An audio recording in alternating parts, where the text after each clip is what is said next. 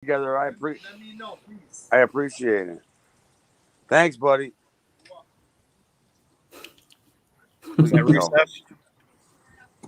Please tell me you were recording that. I tried telling him to fucking record. Hit the record button. Damn it. See, Nate, you gotta listen to the people that know. Hey, Lexi said.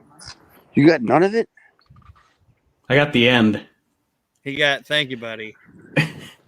Are you kidding me? Yeah, terrible fucking producer. And so I Your bet goddamn you're recording. talent, Nate. I bet you're recording now, though. Yeah. That's embarrassing. That's like going to the fucking I don't know, like 9/11, knowing that there's going to be an explosion. You go there like 2 weeks later, and you tell everybody, look at this nonsense, because somebody was telling you a story that you never heard before. That was gold.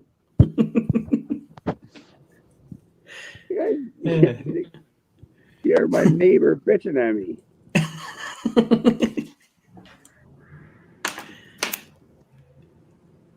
Why is only one of my headphones working? Fuck. Oh well, whatever. Let's roll with it that way. Dude, that was classic. Aaron was like, "Is that Rusev?" Dude, no, that wasn't Rusev. Rusev was on the other side of me. Sounded like Rusev. No, yeah, he did sound like Rusev, and believe me, he wasn't as big, but he was not a small dude. I don't think me and him are going to be meeting like right there in the first fence match, in front of our houses. Whoever can walk out of the fucking gated fence first. Or the only way out, we have to climb over the top of the, what is it, a 4-foot fence, 5-foot fence? I have all the neighbors come out and have a human cage match. Oh, we're not even getting there yet, are we?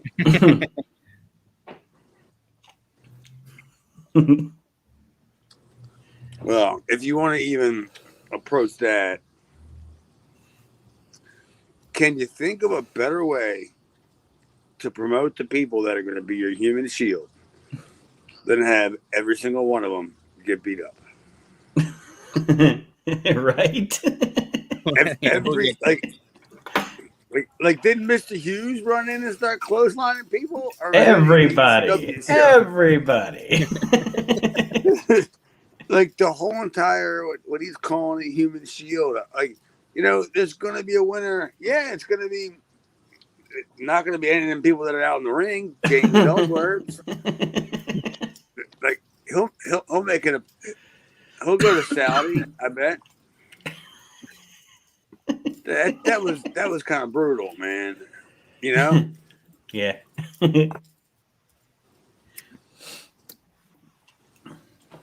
And as far as other what notable stuff, I don't know. I mean, was this week the Bianca Charlotte match? From Raw? I don't know, because I haven't watched Raw in like 3 weeks, being honest. Well, if this was probably one of the best matches of the year, male or female, period. I looked at my my DVR and it said I had like 28 minutes left, and I go, okay, that's about 15, 14, whatever, cut down, but they're still going to the breaks, and them broads went, man, and that match was unbelievable. And then guess what the fuck happened? I mean, right when they got the shitty amount of people that they got, I don't know, what was it, the 4,000 or 5,000 people they got to show up in a 12 or 13,000 arena.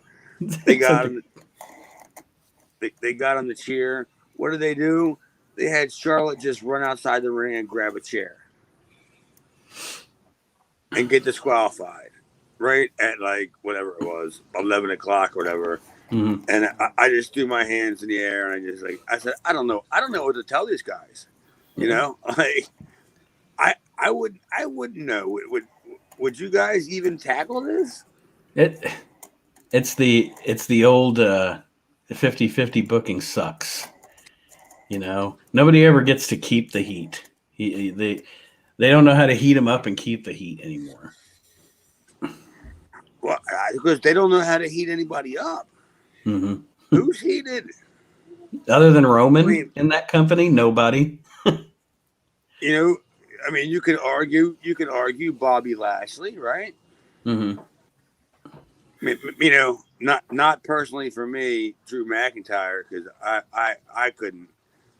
If I never heard that name come out again, and I feel bad for the guy, because at the end of the day, he's going to have a storybook career that broke records and made history, but just didn't do it for me, dog. Just didn't do it for me. And I'm just thinking, like, man, this guy was a champion during a pandemic, and then he lost it, and then never got it back. Man, dude, somebody, yeah, he fucked somebody over. Ah, shit. Let's see.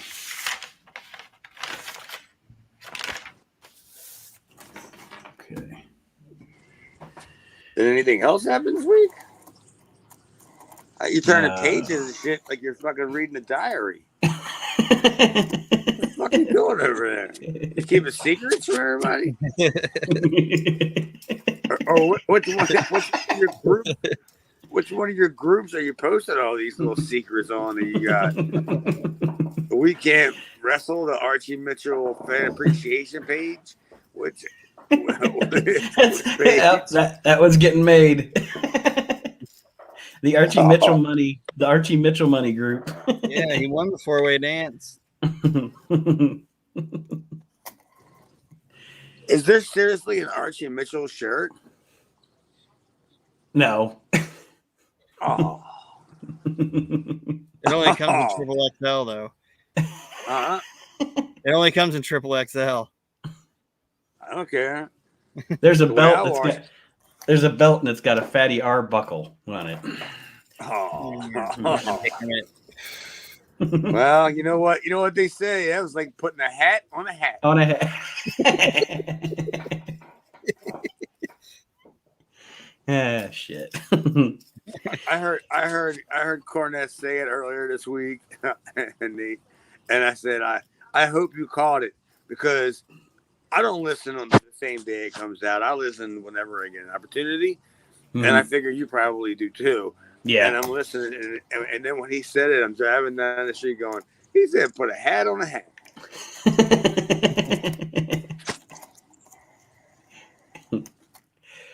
All right. Anything else before we fire this mother? If this mother will fire. Fired up. Are you sure you want to talk about this show? I mean, you are recording it. You recorded all that last stuff, right? Yes, I did. That is how we're starting Reliving the Extreme this week, with Chad saying, "Are you sure you want to talk about this show?" Hello, everybody. Welcome to Reliving the Extreme. Nate Maxon here with you, along with my brother Aaron. What's up, ham bones? And as you heard there, Mr. Chad Austin of ECW. I'm not sure I want to talk about this show, but I'm sure these two guys might want to talk about this show. We had a little week off last week. Completely my fault, folks. I'm sorry. These guys were ready. They're talents. They're great. They were ready to go, and the Booker man here totally fucked them last week. So no show last week, but we're back this week talking about ECW from April the 12th, 1994. That's all right, Nate, man. Because I walked out there. I walked out there on Tuesday to that mailbox at 2:00 when that guy put that envelope in there, and it was there. Yeah, I mean, I'm sorry I didn't call you and thank you, because I didn't think I would have to thank you for you paying me. I thought, but it was a great gesture because we were off. Hopefully the hot dogs didn't spoil before they got there. Easy. Hey, You know what? The free T-shirt was cool though. But next time, extra large, man. Extra large. I thought I sent you an extra large. Well, you have. Oh, okay. He's a killer. Ain't that kind of show. I mean, if you want to go there, I mean. Aaron, What? you posted in the We Can't Wrestle Facebook group a little bit earlier on a thing, and I'm gonna play along. I'm gonna play along, and I wanted to play along on the show. Aaron posted a thing that said, "Tell me to name my 5 favorite anything." Right? Is that what it was? Top 5 favorite anything? Pretty much. All right, I'll play along. Tell me your top 5 favorite sandwiches. I like a good Italian sub. Like a salbalomo. A patty melt. A sloppy Joe. This is so fucking stupid. But how about a knuckle? A bologna and cheese with some fucking potato chips on it because I'm white trash. And How many are you gonna say? Didn't he say 5? yeah, I just said 4. Are you gonna say every sandwich you know? He told me A 5. pickle, a I said pimento? 4. And a peanut butter and jelly. Oh, come on. It's the last one. There you go. Good God. I knew Don't that ask was gonna me be because on I the don't eat list. I don't eat sandwiches. I got money. I go to Wendy's or Burger King. You know what? I'm door dashing. I can still order. I mean, Who's eating the I food pull- from DoorDash and be like, I thought I ordered 2 sandwiches. Be like, I don't make the orders. I just deliver them. I just deliver them. You got to call the restaurant. I pull into the drive-thru and I say DoorDash, and they say, "What's the name?" And I say Dominic R. And I go, "But can I add to that?" And they go, "What do you want to add to it?" And I tell them I'm gonna, whatever it is, double cheeseburger. And then I end up getting the receipt. And then when Dominic gets it, it has his receipt and also has another $1.69 that he didn't pay for. So I think he thinks that he bought me a fucking cheeseburger from Burger King. And then he takes it up with Burger King, and they have no fucking idea what's going on. And you're free and clear. I had the worst day with DoorDash today. Everything that could have went wrong went wrong. The app wasn't working. I was getting lost. I was delivering the wrong food to people. Like I've always told Jess that I wanted to live my life like Jack Tripper. And today was that day. I wanted to live my life like a cross between Jack Tripper and Cosmo Kramer. And if I could, today was that day. I was tripping over people, stumbling, fumbling, almost, dropping food, but, pulling it off kind of stuff. And I'm like, oh, yeah, this is going to be a good one. When he came through the door to come home, he kind of slid into the living room. When I was delivering the food, I slid right into the building. This is going to be one for the ages, folks. Yes, it is. Our source material is fantastic, isn't it? April the 12th, 1994, the episode of ECW. The show begins with a recap of the stuff we already saw last week. And you notice they cut out the fun part of Hawk's promo. Yeah, they got rid of the butter muscles. Yes, they got rid of the butter muscles, which was the best part of Hawk's promo. I don't understand. Was there a problem with the network with the butter muscles? I mean, how could they have a problem with the butter muscles? It was the best part of last week's show. Yeah. Yeah, they show you everything else. I think they still even threw a video of him clotheslining the Tahitian prince from like 2 years ago. They did. Like, I'm just going. They're just trying to fill time with this. They showed the sports bar footage, from Oh, they whenever, still you know. See, I didn't see that. I didn't know they showed that too. They're just digging up whatever the fuck they can dig up. Oh shit! Some shit's going down across the street. Uh-oh. It's There's not like at four- Chad's house? There's no No, ice cream truck at Chad's it's like- house. It's at your house. There's like fucking 4 cops over there with like lights and shit going on. Anyway, I'm gonna stay out of it. Stay out of it, yeah. No, man, don't be like the other Hill Jacks in this town. I was Try to like, get involved in it. I'll just be like, he went that way. I don't fucking know. I'm recording a podcast here. Move along, Copper. So we open the show with the recap of Hawk and Douglas from last week. Joey Styles is in the Eagles Nest talking about the fact that in 4 days at the ECW Arena, April 16th, it's going to be Shane Douglas versus Road Warrior Hawk for the ECW Championship. And now Jay Sully is still around. Was this the first time that they had the ECW banner behind him? No. No. I think we brought it up, 2 weeks ago. Well, I thought we brought up the apron. I didn't remember the banner, but okay, I'm probably wrong. You I've know been what? I think when we brought it up because it was probably an insert of an interview that was probably taped later on, you know, Mm-hmm. and it wasn't on the rest of the show. And I know it was on last week's show. I remember seeing it. But as far as the show we were doing tonight, the only thing I saw was the canvas. The interview, Jay Sully is here with Sherry and Shane Douglas. And Jason comes in and the shit show starts with Jason and Jay Sully and all of this. Aaron, I know you got shit. So I know you got something for this segment. Well, Shane's talking, and then Jason shows up, and he says that first off, Sully calls he calls Jason idiotic. So if Jay Sully's calling you idiotic, you got a problem. But then Jason says that the services of Mr. Hughes and Jason doesn't come cheap, but it always comes.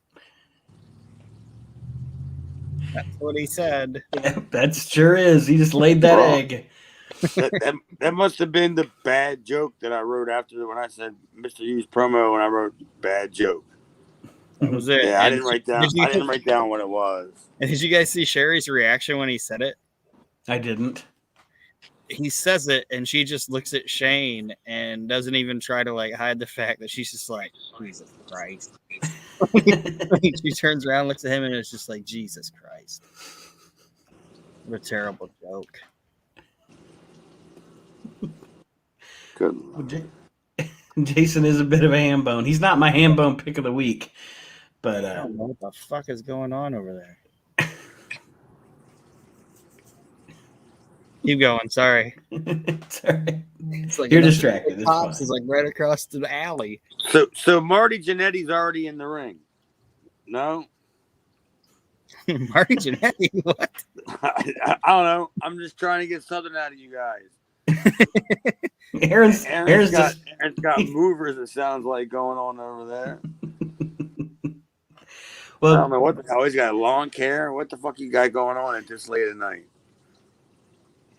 Jason, of course, brings in Mr. Hughes, who is going to offer his services, of course, to Shane Douglas here. As Aaron said, Jason makes a bad joke, makes fun of Sully's suit. And then we get a Hawk promo. And I wrote down here in quotation marks, it hurt like some pain feels good. So he did say those words in that order. It hurt like some pain feels good. That was part of that promo. Hawk's promos, he is completely blasted in every promo he cuts in ECW. And he's like, I'm not into S&M. I mean, I got the spikes and stuff, but I'm not into S&M. It's like, what the fuck is he talking about? He also said it hurt bad, but good, but not in the bad way. I'm not into S&M. It's like, what the fuck is he talking about? It's not Road Warrior Hawk. His new gimmick in ECW is Rambling Hawk, because that's what he's just rambling. Just I got to be honest. I probably ended up checking out at that point because it hasn't rained here in weeks, so I thought it would be a good time to go up on a ladder and clear out the gutters, the rain spouts, because they're expecting some rain this week. So I totally missed out on that segment. So it sounded like it was a dandy. You didn't miss anything. It was terrible. Absolutely terrible. Like, these Hawk promos are just awful. They're awful. Yeah. Yeah. It's just like well, it's kind of somewhat changed my opinion of Hawk. Like, I was like, I didn't know man, I didn't know you had a better opinion of Hog, but all right. I did. Hello. Come on, guys. Yeah. Yeah. All right. We're waiting on Aaron now. He had to leave. I don't know what's going on. I don't know. I just had a rat run underneath my foot, and I just kicked it, and then now I see Aaron just leave. Jess just walks out of the house. It's Thursday, people. It ain't a fucking weekend. You know? What the fuck? Yeah, you guys are partying like you graduated tonight.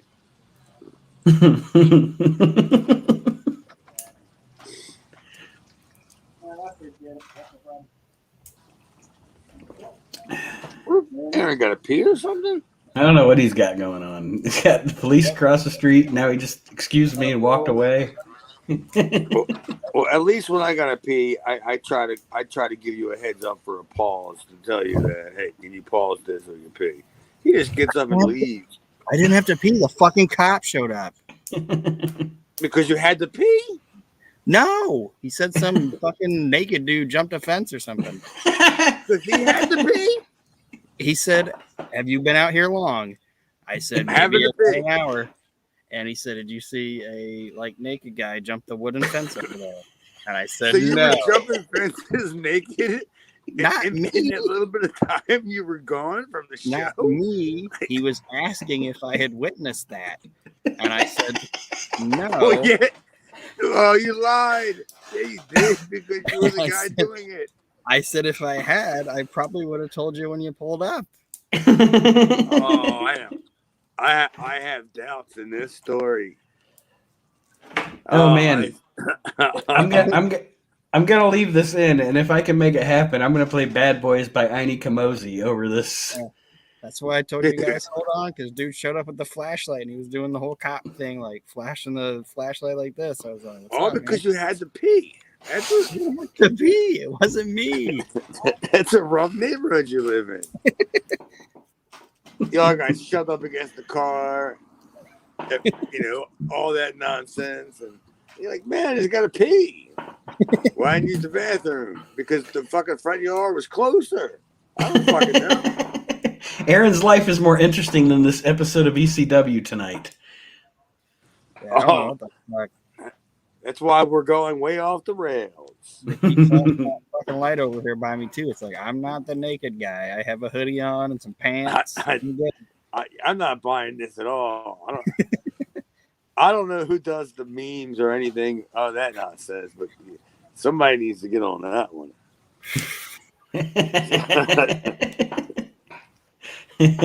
Naked Aaron's on the fence on this one. No, it's not. Yeah. If I'm Well, nude, you had to leave. You had to leave the show to go. You had to leave the show to go pee, and then you had an altercation with a cop because you were naked. Like, I don't understand any of this. If I'm nude, I am not jumping any type of fence. Well, apparently you did. Well, maybe you didn't jump the fence. Maybe the gate was open. And I'd just be worried about my sex. You ran through the gate. The cop was there. I can't believe you guys down there in Ohio. Oh, shit. OVW, OVE, whatever it is my favorite, man. I'm getting one of them shirts, even though I don't even watch that product. All inspired by guys are from there. all inspired by Aaron's naked fence jumping. Yeah, he's all naked. he's all. It's like Halloween season, and he's all just running around his neighborhood, hopping fences, peeing. Hey, look at me! Look at my ham bone. I'm over here. I'm just urinating. Hey, what are you doing, peeing? Oh my god, I could totally see that as a great bit. He's just strutting. And maybe after he's tired of running, he's just strutting down the street. Just with his dong out, just peeing in front of him. doing the Vince McMahon walk. Yeah. No, doing the oh my god, who is it? The Wiz from Seinfeld. Well, yeah, the same thing, the same walk. The Wiz from Seinfeld or the Vince McMahon walk. He's just walking down the concrete, just urinating all over the place. No pants. That's what you got. Oh, good Lord! Thank God we're way off the rails of this show. Absolutely. Can I get it back on the rails? I don't know. Probably not. Well, up next it is Public Enemy. I think they're leaving. Okay, go ahead. Public Enemy. All right. You got away with it. They're leaving. All right. It's Public Enemy up next against Mikey Whipwreck and Stormin' Mike Norman with Maddie in the house in the commentary booth along with Joey Styles. Maddie's kind of subdued in this during commentary. Well, he's got an important announcement. He has to be professional. Was that Stormin' Mike Norman? I believe so. They didn't say his name. I recognize him, though. I wrote it down. It's Stormin' Mike Norman. Oh, I don't give a shit about that. You're all fucking running down the street, too busy pissing. What are you writing down guys' names from ECW shows and shit now? My multi-pastor. Yeah, they didn't say his name, and I didn't know the guy from shit. I had no idea who the guy was, and I thought they called him something like Dewey Wilson, like later on, while they were beating up, but that could have been like some name that Joey was throwing out for like a state athletic guy or something like that, like they get control or something. But yeah, I mean, I don't know. I guess the match was all right. What do you guys think? I mean, it was a squash. It was a squash. I mean, thought that fucking drive-by looked great. Yeah, because the drive-by is a fucking shoot. Because Ted Petty can't fucking do the goddamn move without hurting you. He's never been able to do the move without hurting you. Even when I thought Mikey was just selling it, but apparently he really got fucked up then because it looked. No, I mean, I wouldn't say he got fucked up. There's various degrees of that. You know what I mean? He just may have landed on him hard, because depending on where he's at, in the rotation, it could be different. So yeah, Mikey could have been a little bruised up because I mean, I've had it a million times where people would give me one of them big moves, and I was like, damn. If you can't do it and save me, then don't do it. Don't do it, yeah. Fuck, but that's not going to stop these guys. The announcement that Maddie in the house makes is that our match between the Public Enemy and the Bruise Brothers, here we go, a human cage match. Not a lumberjack match, a human cage match. And as Chad alluded to, your cage is pretty worthless by the end of the show. Let's just put it that way. By the end of this show. Yeah. Yeah, by the end of the show, hyping the human cage match, we pretty much shit all over our entire human cage. So this Saturday, November the 6th, they're going to have a human cage match, and they're going to have somebody with a wheelbarrow, and they're going to be yelling, "Bring out your dead." bring out your dead. And it's going to be everybody from the last TV taping thing? Mikey pokes his head up and goes, "I'm not dead yet." Yeah, you will be soon. Merely a flesh wound.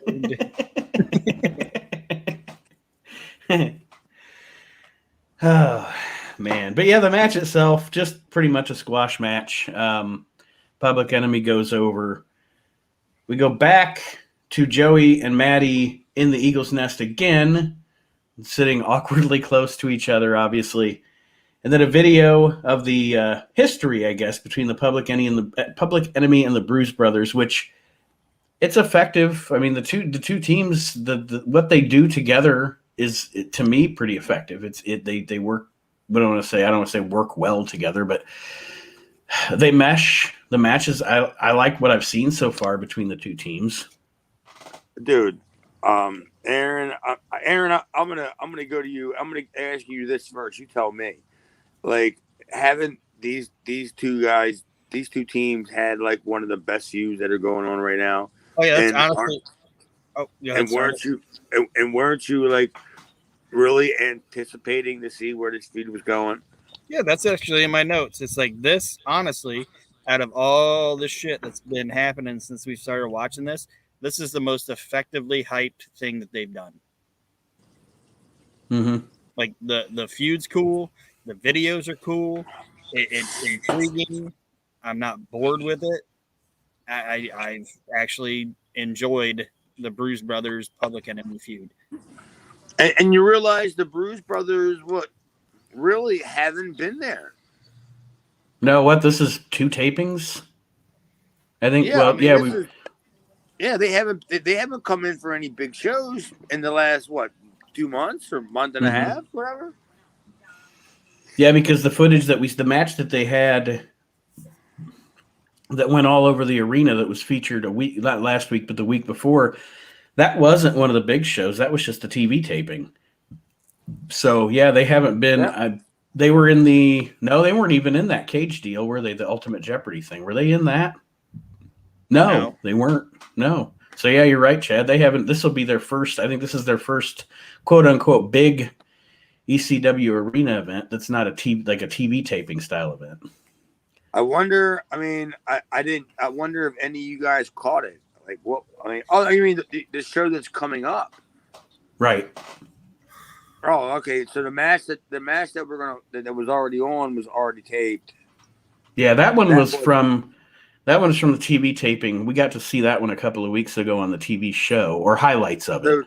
So November the 6th is the big show where they come back live. Mm-hmm. I'm positive I have all them shows.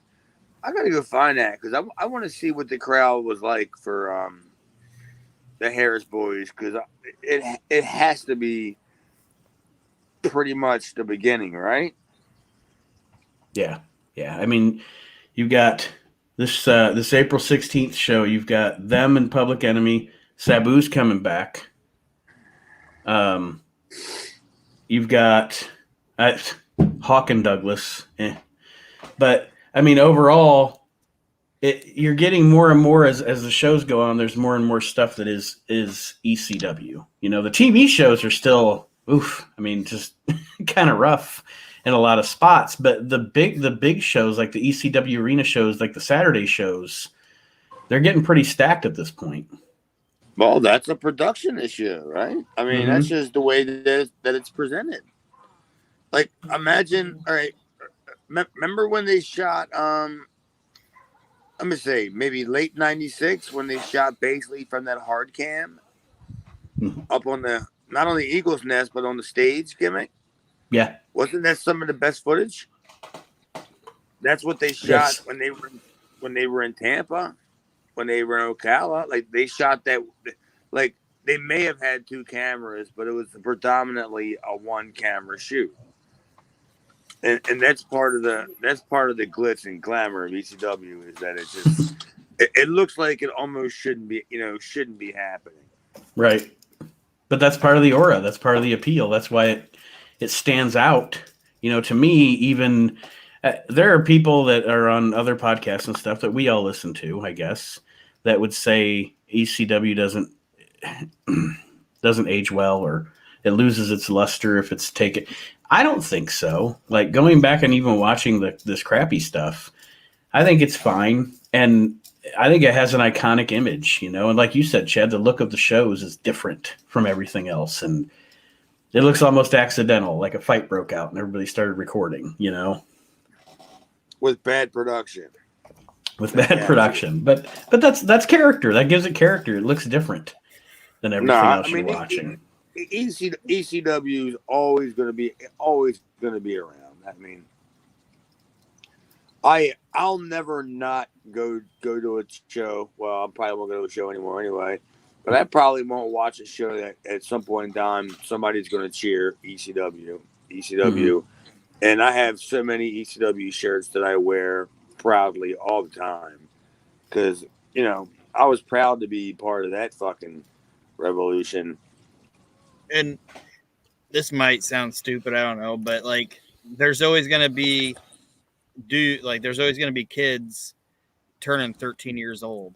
And now the network's out there's always gonna be 13-year-old dudes that find ECW and be like, holy shit, this is fantastic. Mm-hmm. You know what I mean? So it's always gonna find a new audience. It's like this is cool. And well, I don't know how long. I mean, I understand that. Yeah, for decades and decades and decades, people are going to want to be searching the Rob Van Dams and the Sabus and the Tazes, Sandmans, Dreamers, Ravens, but I just don't see a whole bunch of big numbers for the Chad Austins. What I was going to say was hopefully when those 13-year-olds discover ECW, they don't discover it by watching that Eddie Gilbert stuff. I think they would look at it like we do and just laugh and be like, this shit's ridiculous. It's so ridiculous. It's fun. It's like watching a bad fucking movie, you know? It's like watching The Toxic Avenger or like an Evil Dead. It's so good. At least Toxic Avenger was a good bad movie. Jesus, I tell you what, if we don't fucking get this show going, moving further, this is going to be a 2 hour, a fucking 2.5 hour show.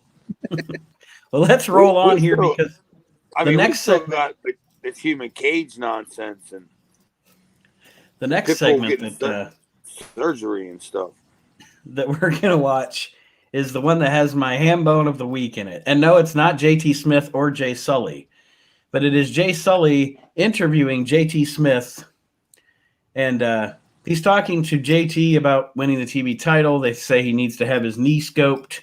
He says he's not going to have his knee scoped. He demands to defend his title, a homecoming at the ECW arena, and he's going to be facing the Pitbull.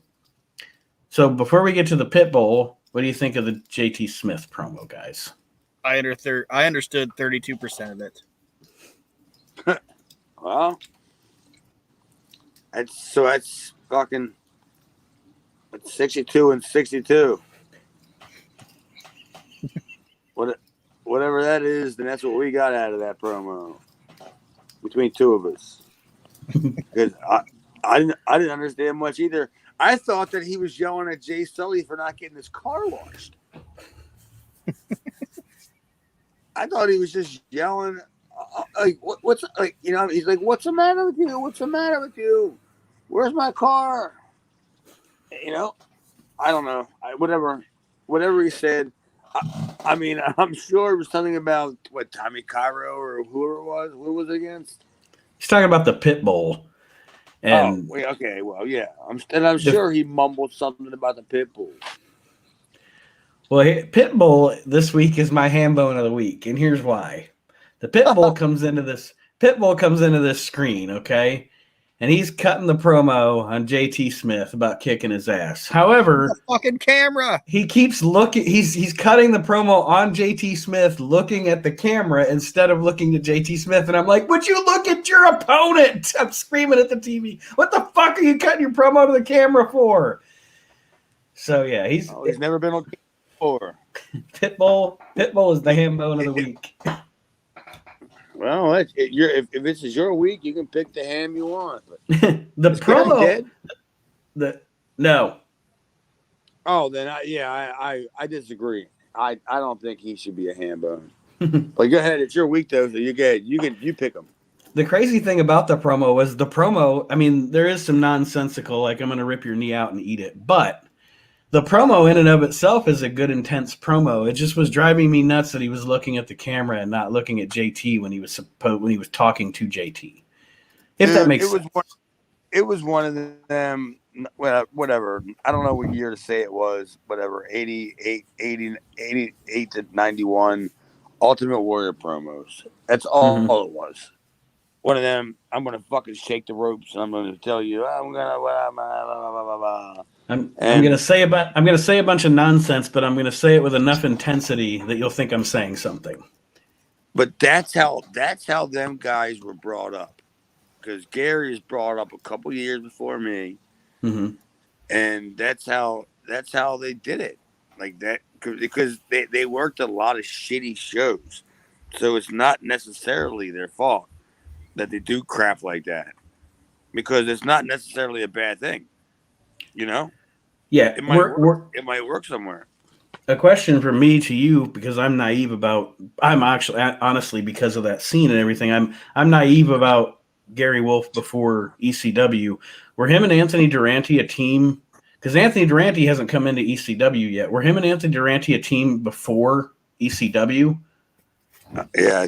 Did you do your homework on this? Are you trying to get me to say it? No. I'm totally ignorant to it. I have no idea. Oh, I think they were a tag team like in like 89, 90, maybe not, 91. They were called the American Pitbulls, and they worked over in South Carolina for like goddamn, who was the longtime reigning junior champion for NWA? The old guy they brought in every, huh? Mike Jackson? No, the old guy, Nelson Royal. Nelson Royal. Okay. Yeah, they worked for him and a bunch of other people that worked down in like the Carolina area and stuff like that. And I don't know what happened, but they got a tour to Japan, and that's when I think Kevin Sullivan saw them. Well, that's why I asked, because they didn't come into ECW together, obviously, because Durante's not with Gary Wolf at this point. So, and I honestly, I was ignorant about that before ECW. I had no idea. Well, I was going to finish your answer. I think that they didn't, because the reason why they didn't come in together, because I don't think one of them was eligible. Kind of penned up, busy. Yeah. It's all coming together. Yeah, he was occupied. He wasn't a collegiate athlete at Penn State. He was just at State Penn. Yeah. So at the end of the promo, the Pitbull decks JT Smith, lays him out. And that's the end of that. Anything else on that segment, Aaron? No, it was trash. It was really bad. Like, nobody did a good job. Sully just stands there like a deer in the headlights. As he should. That's his MO. So the next thing up here, oh, look, it's Superfly Jimmy Snuka with Hunter Q. Robbins, and he is going up against, yes, that's right, Surfer Ray Odyssey. I love Ray Odyssey. I actually thought it was me. Not that I was Ray Odyssey, but when I saw Snuka come to the ring, I thought they were re-showing the match against me because he did the same stuff. So that's when I kind of got up and I walked away going, I'm not going to watch him against me again. And then when I saw Surfer Ray Odyssey, I ran back in the room. Good thing Sandman gave up his wetsuit a couple weeks ago. Who did? I said, good thing Sandman gave up his wetsuit a couple of weeks ago. We might have had a feud over the wetsuit here between those two guys. I don't. Yeah, that's a long way to go for that one. But they could have done like a Sting gimmick. It's Imposter Sandman. Good Lord. Okay, I'll give it to you. All right. I'll crack on that one. There was a Coraluzzo sucks sign in the crowd during this match. Yeah. I wonder if Paulie gave that to somebody. I don't know. What do you think? Maybe. Well, it was spelt right and it was legible, so I'm assuming he gave it to somebody. What? It wasn't Gino, was it? Was it Big Gino? I don't think so. Do you guys know who that is? Believe me, if you ever seen a Carluzzo show, you've seen Big Gino. He doesn't work. He's the guy you see in the background of all the shows that walks guys out to the ring. Yeah. Okay. Yeah. Now, I mean, I didn't know who that was, but no, that's that. Now that you mention that, I liked it. I was a big fan of Snuka and Ray Odyssey. I liked Ray. I saw Ray for the first time in we're in '94. I think I saw him in either late '90, early '91 on an ICW show, and then I saw him again on a Carluzzo show, and I never really talked to him or anything, but I just kind of was like, yeah, I like this gimmick, and I was like, I'd love to do a gimmick like that, but we already got one, you know. And he hit a hell of a dive on Hunter Q. Dude, and the fucking drop kick was good too. Yeah, he wasn't fucking around. Oh yeah, he definitely performed around Snuka during this match for sure. I'm trying to figure out what the fuck happened. Was it a Corluzzo thing? I mean, why? I mean, don't you think because I mean, let's be honest.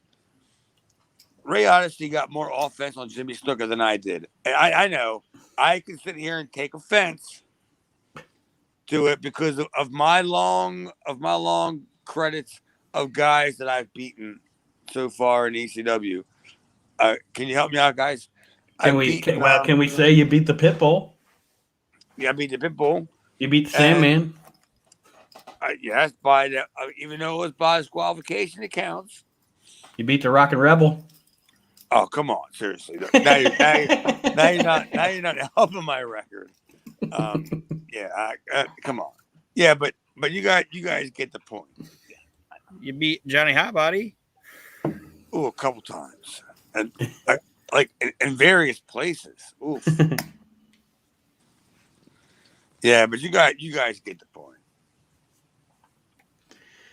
Well, I think most of Snuka's. I don't even know if he necessarily gave anything to Ray Odyssey in this match. The way I wrote it down on my notes here is Ray Odyssey worked around Jimmy Snuka. It was like he was working with a tree. He got a good match out of a tree because Snuka's just kind of standing there. He ain't doing much. Well, I mean, I just said it was. I liked it. I thought it was decent. Mm-hmm. I mean, the work was good. Ray did his shit. Yeah, he got his babyface shit in. There wasn't no heel heat because the match was only going to go about 3 minutes. So all Ray had to do was just go in there hot, get his shit in, and then have Snuka cut him off. Boom. And I think he even got one. Oh no, he got a splash. I forgot he got a splash. I wrote it down. Yeah. After the distraction from Hunter Q, who actually took a pretty decent bump, I guess. Yeah, but I never got the splash. That's what I'm mad about is that Ray Odyssey got the splash and I never got it, and I came back, and I still have a couple more matches left on here, at least another year's worth of matches. Yeah. And Ray Odyssey got the splash and I didn't. But we like him anyway, right? Suplex where he walks out from underneath of me. The biggest dick move. Such a dick move. All right. Anything else on this match, guys? No, it was what it was, and Ray Odyssey did a good job, and Jimmy Snuka was there.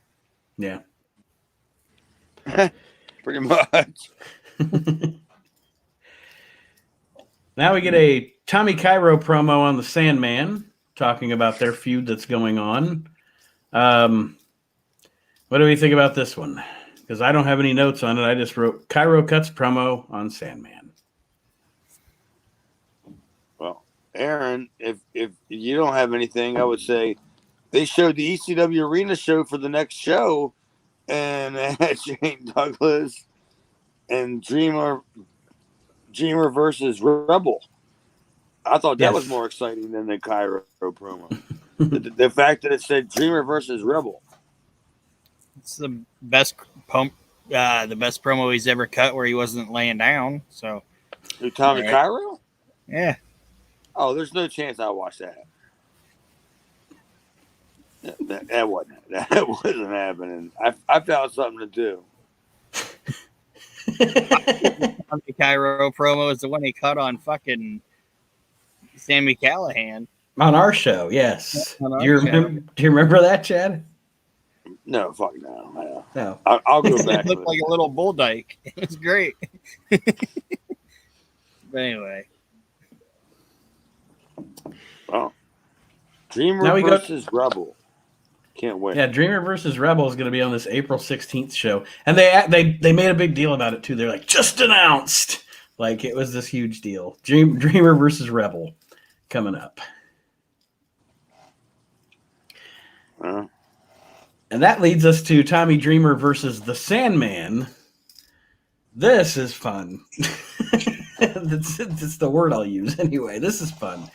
Dreamer versus Sandman. Dreamer's in his sparkling coat and suspenders to start this off. And it's an oh Lord match.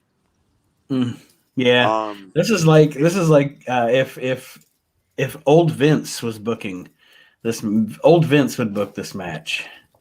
Because we have a deal where the referee now Sal Balomo is going to be a special referee in one of these matches at the ECW Arena coming up on the 16th of April. That's the story here. Hence, Sal apparently has a referee's license. So the referee goes down during this match. No, that's not true. He doesn't have the license. Yeah. The angle is when the spot happens, when all that schmaz stuff went on, and Sal come out, and I wrote it in big letters. Sal comes out. I was like, oh, this is great.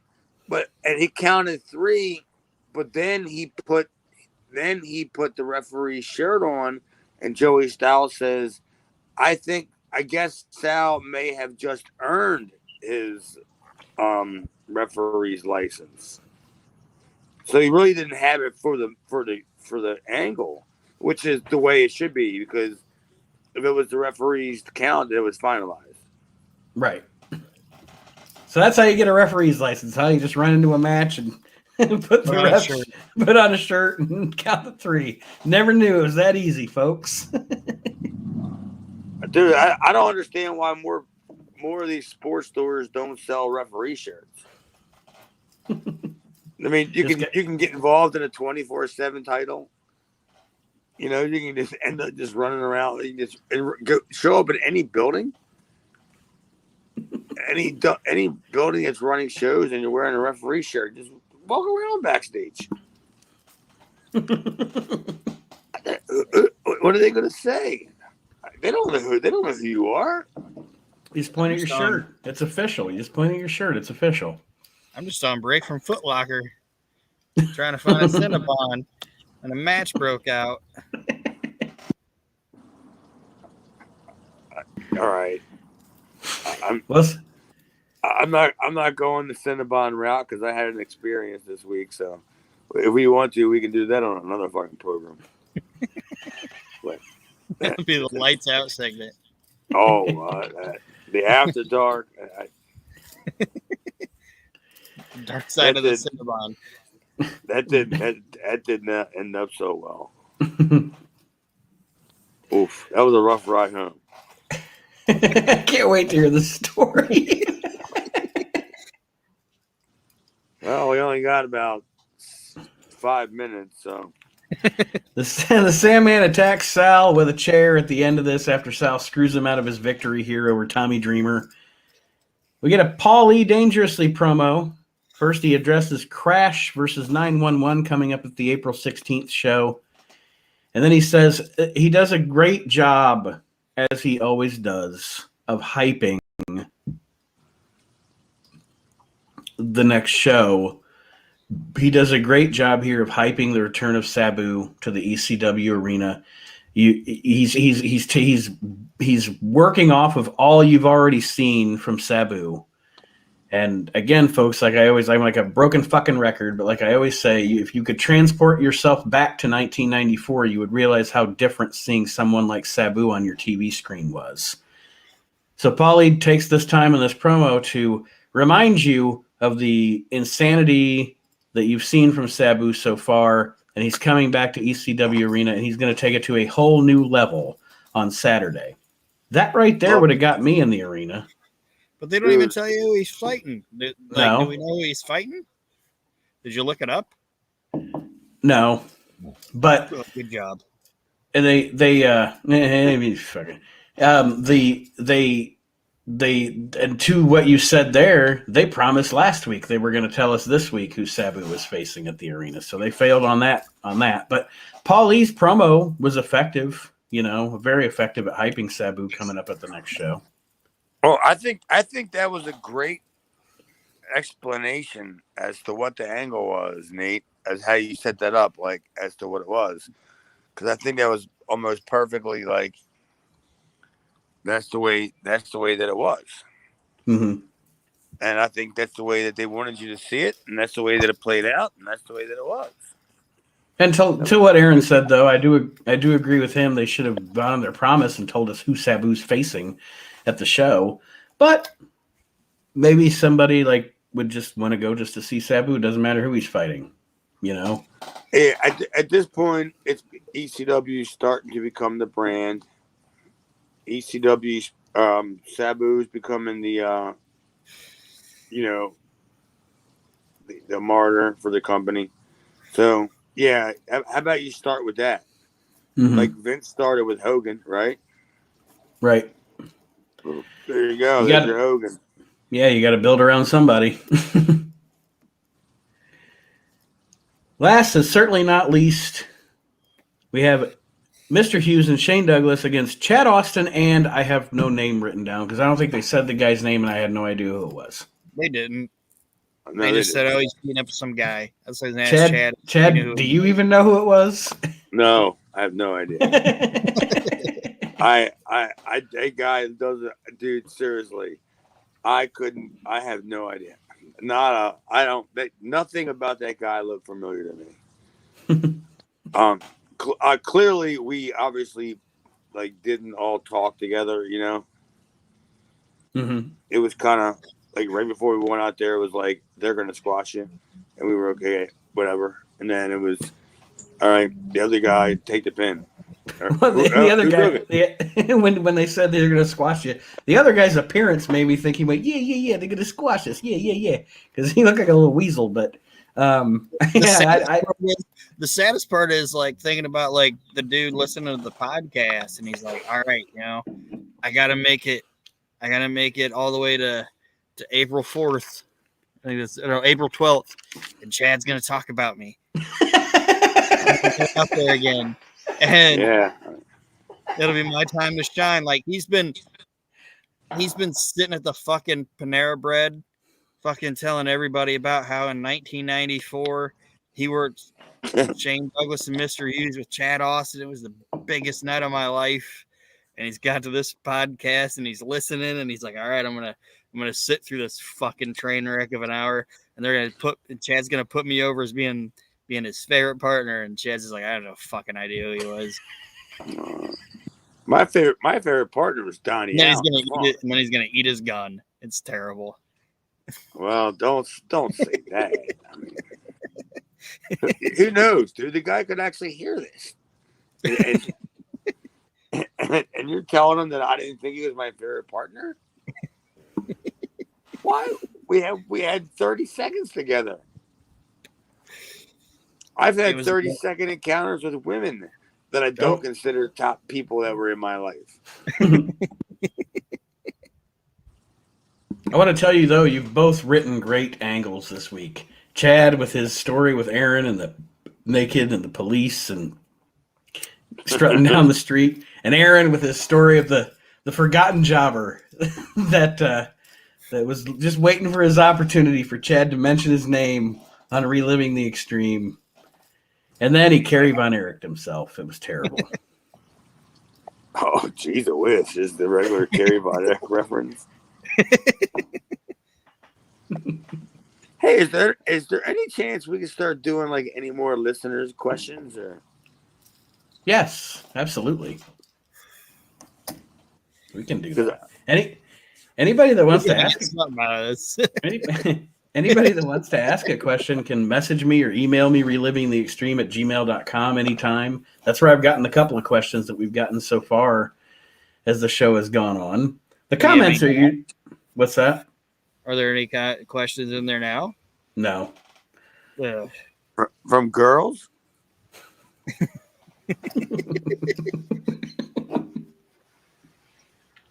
I think Charlie from Starkville sent one, but Yeah, right. I'm not reading it. What if Charlie was a girl? Hey. I mean, CHARLI. do you think Jim knows who Charlie from Starkville really is? Yeah, because Charlie from Starkville is Brian Last. I'm just saying. I don't know. Charlie It's from a gimmick. Starkville could be a girl. To end the show, Chad Austin takes a really good side slam from Mr. Hughes. The match is over, and then this is what we alluded to earlier. Everybody, Hey, whoa. Oh, sorry. There's two people that Chad can add to his win list. He beat Shane Douglas and Mr. Hughes. Right. Again.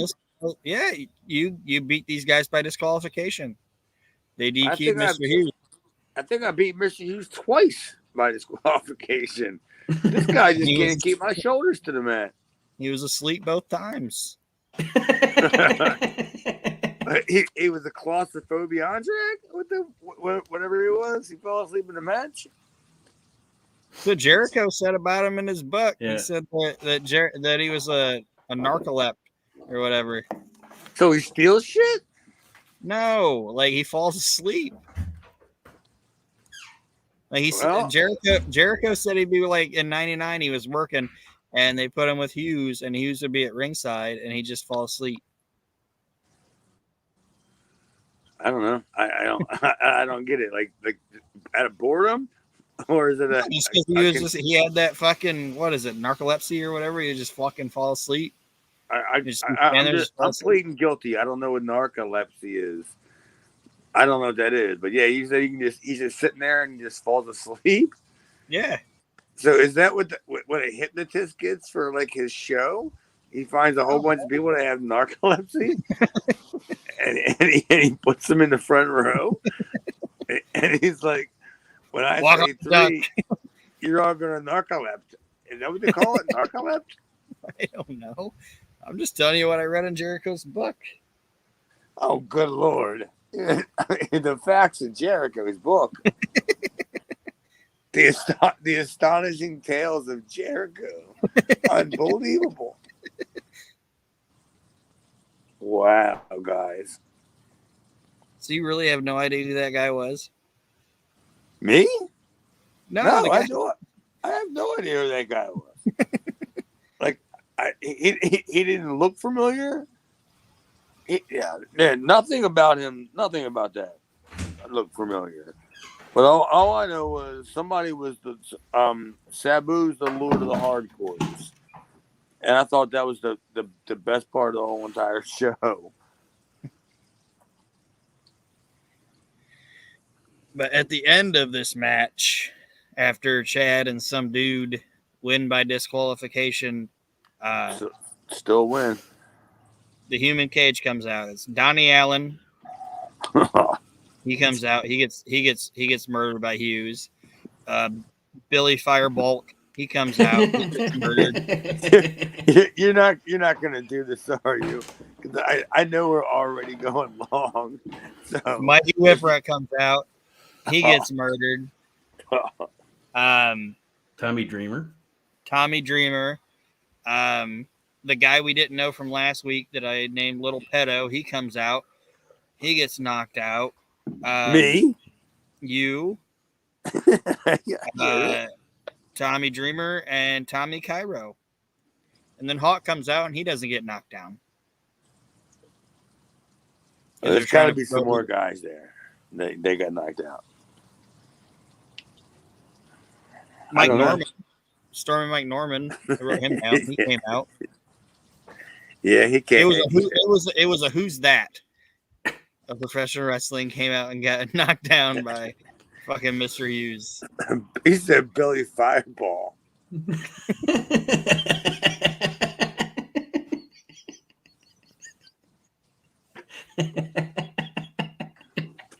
I worked him at an ECW TV taping, and I gave him the 450 splash, and it wasn't that great. Like it wasn't good. I don't know what it was. Whether I didn't get over. It wasn't him. I think it was me or the ropes or whatever. And match never aired, man. And it's right around this time. It's because now when you start to see me in a little while, I think I start getting some wins in a little while. The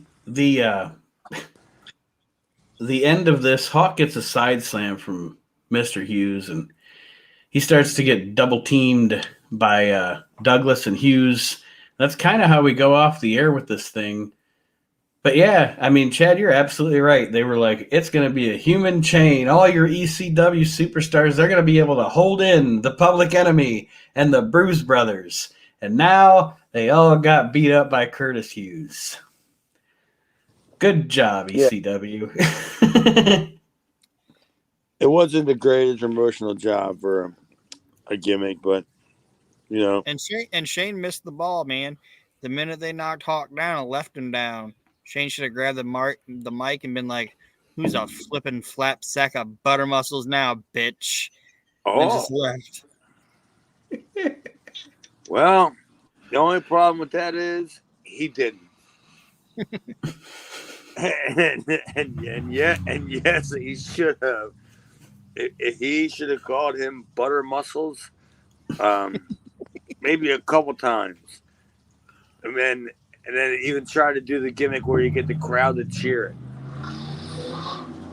Butter muscles. All I did was yell butter muscles outside. The car just rode by revving their engine. It's all the rage. It's all the rage in Baltimore. The butter muscles. Well, I had that for dinner tonight, actually. I had a half pound of fried shrimp, pound of mussels, butter mussels. Well, overall, I think our tone has discussed how we feel about this show this week. We've taken the listeners on quite a ride. This show sucked. It was not very good. You are correct. Our show is fantastic. Our show didn't suck. Our show is fantastic.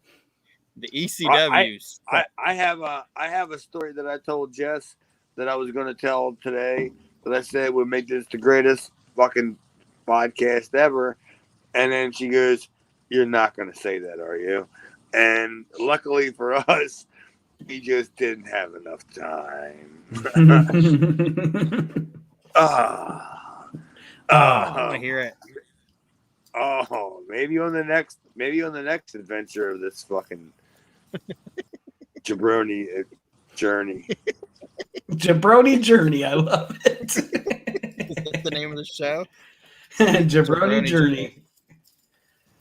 Well, I want to thank all of our listeners that listen to this Jabroni journey every week, because you have made us, out of the You know, when you look at the rankings for Apple Podcasts for the wrestling category, it literally says 1,000 plus. Because to be perfectly honest with you, there are tons and tons and tons of shitty wrestling podcasts out there. I'm sure you've all heard them. But I want to thank you all, our listeners, for making us number 132 in the wrestling category on Apple Podcasts. When you think about all the podcasts that are out there, that's a pretty good number. So, and I think Aaron and Chad would agree with me that we're pretty proud of that number at this point. And I think it's good stuff. Well, I mean, it's completely indicative of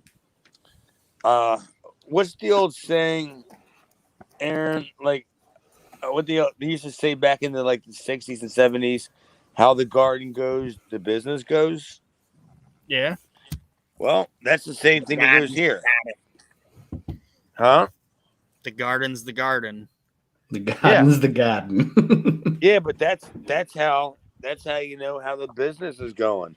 If the garden's drawing, then everybody's drawing. But yeah, if pro wrestling is hot and we're upticking and we're picking up new listeners, then that just goes to tell you how people care about the business. And they want to hear about stuff like what we're talking about. And I want to thank Chad and Aaron for helping us get there. They are the stars of the show. I'm just here to hit record, usually at the wrong time. But that being said, Yeah, Mr. Ross, the fucking promo between Chad and his neighbor, man. Fucking hit record, Nate. Dude. I said it, Chad. I'm telling you. I said, Nate, fucking hit record. Hit record. Dude. I'm actually disappointed in that, man. That was great, dude. I don't understand how you didn't catch that. Wait do I tell Jess, dude? She's gonna call you a complete and utter boob. And Nate is ham bone of the week. Ham bone of the week. She'll probably wonder why I even do business with you two fools when I tell her what you did. Yeah, that was good. That was disastrous. All right, now that my balls have been properly busted, Aaron, any parting words for our listeners this week? Well, I just like to thank the 12 of you that are listening. I appreciate it. Listening over and over and over again, apparently. Yeah, just keep repeatedly downloading it so we can get to 131. And Mr. Austin, any parting words this week for our listeners? No, just listen to the show and check out the replays. We got a lot of good like replay shows on the StreamYard thing that you hear a lot of good stories about some stuff. Absolutely. Yeah. Absolutely. And if you're not yet, join our Facebook group. And if there's any chicks out there, send nudes. That's it. Thank you for joining us, everybody. We'll see you next week as we continue reliving the extreme. They want me to send my nudes on. What the fuck did you do? Send nudes. No. What did you do again that we were just goofing on you about? So I can write it down. Who, me? Oh, yeah. I didn't record you arguing with Miro on your front lawn. Oh, yeah, because I gotta tell Jess. Yeah, I'm just thinking like, why did they fucking? I have my book outside with all my notes on it, but after I just talked to you, whatever, and I'm just thinking like, what didn't I tell Jess about that you told me that was so great, and it was great, but but that's a shame that you didn't catch it. Aaron told me to, and I wasn't quick enough on the draw. It's no big deal, man. Just don't worry about it. But yeah, I thought the show was fun. And it's great that we went as long as we did. And plus, we didn't talk about as much about the show. Yeah, is that a bad thing? No. No, the show probably sucked. Oh, it did. Our show was awesome. No, hang on. I can't tell how I'm. Hang on.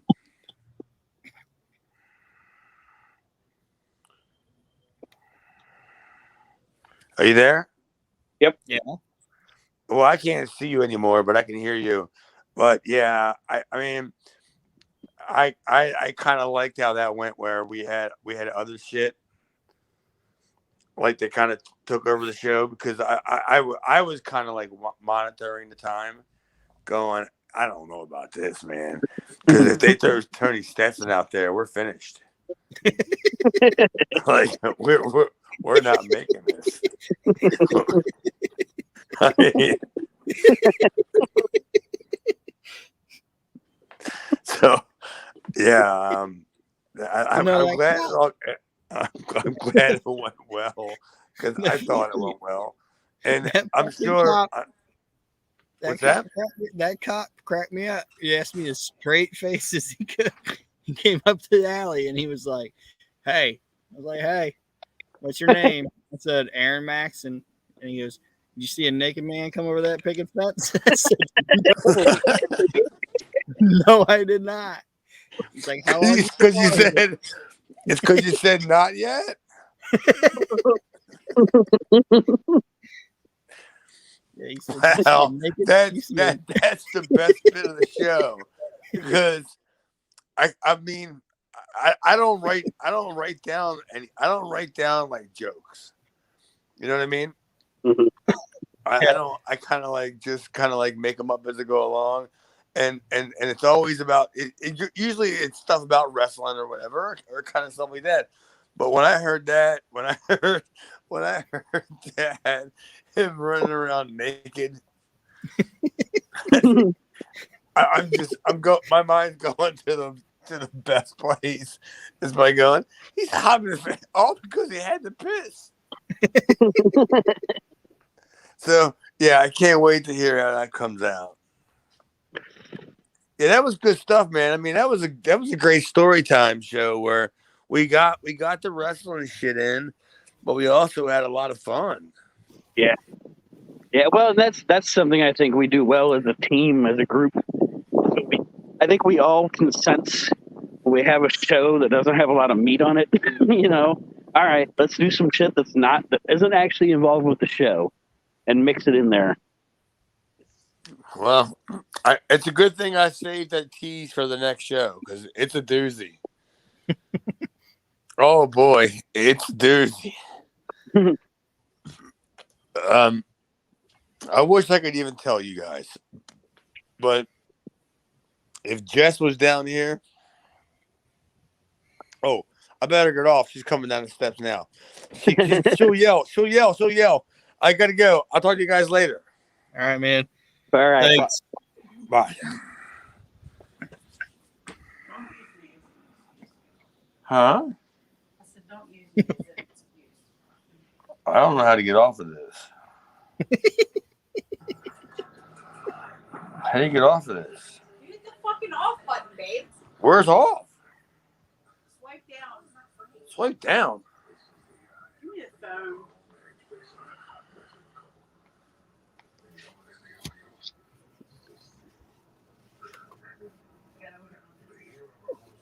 Where was that button at?